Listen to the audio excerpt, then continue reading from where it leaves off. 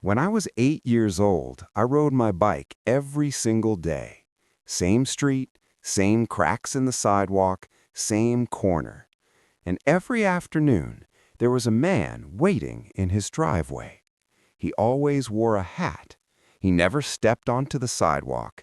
He just stood there, right where the driveway met the curb, watching the street.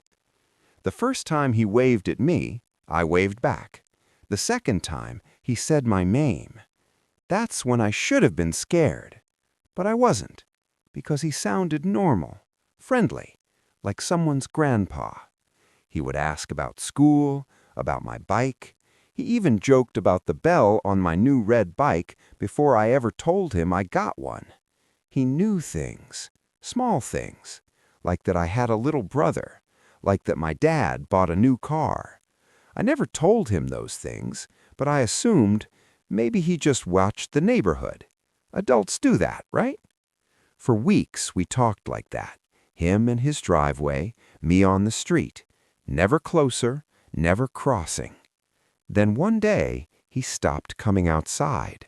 The driveway was empty, curtains closed, no hat, no wave, just silence. A few days later, I saw a woman in the backyard. I had never seen her before. I did something my mom told me never to do. I crossed the street. I walked up the long driveway with my bike. It felt wrong, like I wasn't supposed to be here. She saw me at the gate and asked what I needed. I told her about the man who used to stand there, the man who said hi every day, the man who promised to race me one day. She went quiet. Then she said, "That sounds like my husband." I smiled. I thought she'd go get him. Instead, she said, "He died last year." I remember the exact feeling, like cold air opening inside my chest. I told her that wasn't possible. I had talked to him every day. She said her husband's name was Harold. He died in his chair the year before. I asked to see a picture.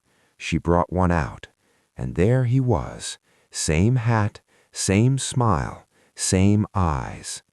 But something was wrong. In the photo, he had a long scar across his cheek from ear to mouth. I stared at it. The man I spoke to had no scar, none, smooth skin. I told her maybe he shaved it off with stubble. She shook her head. That scar was there since he was young. I left without saying much else.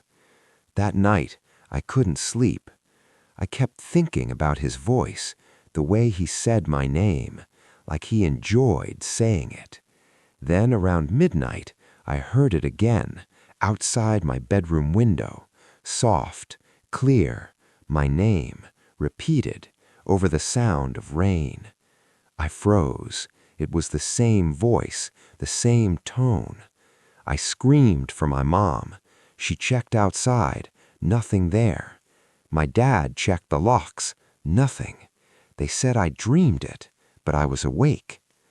The next day, my throat hurt from yelling. Years passed. New people moved into that house. The driveway stayed the same, empty. When I was 18, I left for college. I never went back to that street. A few years ago, I drove past it. A kid was riding a bike near the corner. The driveway was empty. For a second, I almost stopped. I almost asked him, "Does a man stand there in the afternoons?" But I didn't. I just kept driving, because some questions you don't really want answered.